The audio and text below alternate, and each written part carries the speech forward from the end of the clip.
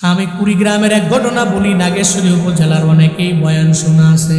গত 3 বছর আগে আমি প্রোগ্রামে গেলাম নাগেশ্বরী উপজেলা কুড়িগ্রামের মাদ্রাসার এমন এক বয়ান। সবার পরে আমি বয়ানে উঠবো।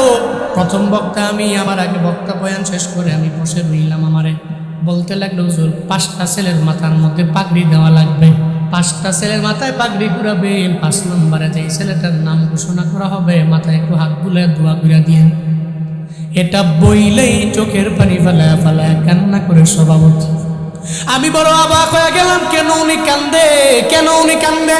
পাগড়ি ঘুরানোর জন্য প্রস্তাবক সাহেব যখন নাম ঘোষণা করে, একজনের মাথায় পাগড়ি ঘুরালাম, 2 জন 3 জন 4 জনের মাথায় পাগড়ি দিলাম, সবার মুখের মধ্যে হাসি দেখা যায়। 5 নম্বরে যেই ছেলেটার নাম ঘোষণা করা হলো, আমি তার মাথার মধ্যে পাগড়ি ঘুরাইলাম। তাকায়া দেখি রে বাপ, তার চেহারার মধ্যে বিন্দু মাত্র পরিমাণ হাসি নেই।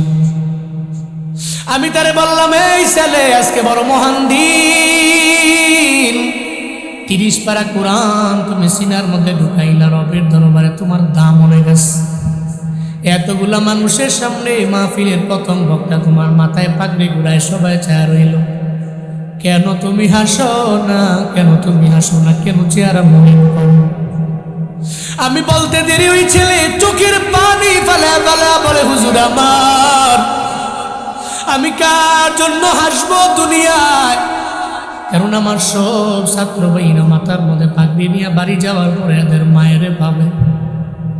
কপাল আমার এত পরিমাণে খারাপ, পাগড়ি নিয়ে বাড়ি যাওয়ার পরে আমি আমার মায়েরই তো পাবো না। ছোটবেলায় আমার মা আমার হারায় চলে গেছে, আমার রাইখা চলে গেছে, আমার মা নাই। চোখের পানি ফেলে ফেলে সারাদিন আমি কান্না করলাম, চেষ্টা করলাম আমার চেহারার মধ্যে একটু হাসি আনার জন্য, আমি আনতে পারি নাই, কারণ হুজুর আমার মা নাই। বাবা পরিশ্রম করে করে আমার এই মাদ্রাসার মধ্যে পড়াইলো, 30 পারা কোরআন আমার সিনার মধ্যে ঢুকাইল। কিন্তু বাড়িতে গেলে তো আমার মা আমারে সুন্দর করে বুকের মধ্যে নিয়ে কপালের মধ্যে একটা চুমু দিয়ে দিত। আমার কপাল বুঝিয়ে তো খারাপ, আমার মা নাই। আমি মা হারা দুনিয়াতে বড় এতিম হয়ে গেলাম। হুজুর যতই বলেন আমি চোখ দিয়া পানি পড়বে, আমি হাসি আনতে পারবো না। এই 3 জন ছেলে যে মাদ্রাসায় পরে পরে 30 পারা কোরআনের হাফেজ হয়ে মাথার মধ্যে পাগড়ি নিল, এরা মায়ের কাছে গেলে মার মনটা কি পরিমাণে বড় হবে, কি পরিমাণে খুশি হয়ে যাবে। কিন্তু এদের যদি মা না থাকে, দেখবেন এদের চোখে মুখে বিন্দু মাত্র পরিমাণ হাসির ছাপ দেখা যায় না।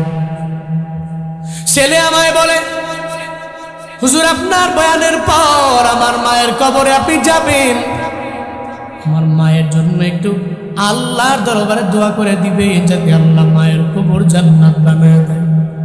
আল্লাহর কসম মিথ্যা বলি না, মাত্র 10-12 বছরের ছেলেটা মায়ের জন্য এত পাগল, আবার কবর জিয়ারতের জন্য আমার কাছে আবদার জানি।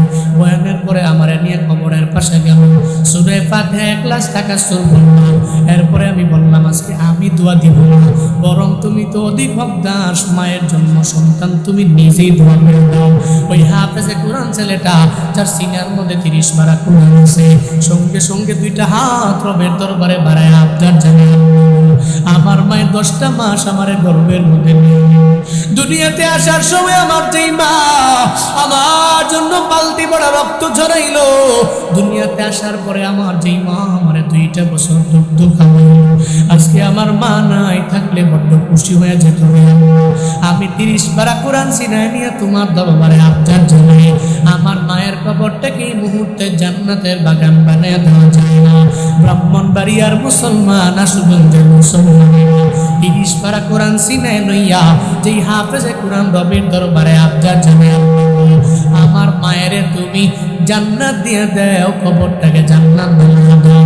আমার মনে হয়েছে সন্তান রবের দরবারে দোয়া করতে দেরি, মায়ের কবরটা জাহান্নামের গর্ত যদি হয়, আল্লাহ ওই কবরটারে জান্নাতের বাগান বানিয়ে দিয়েছে।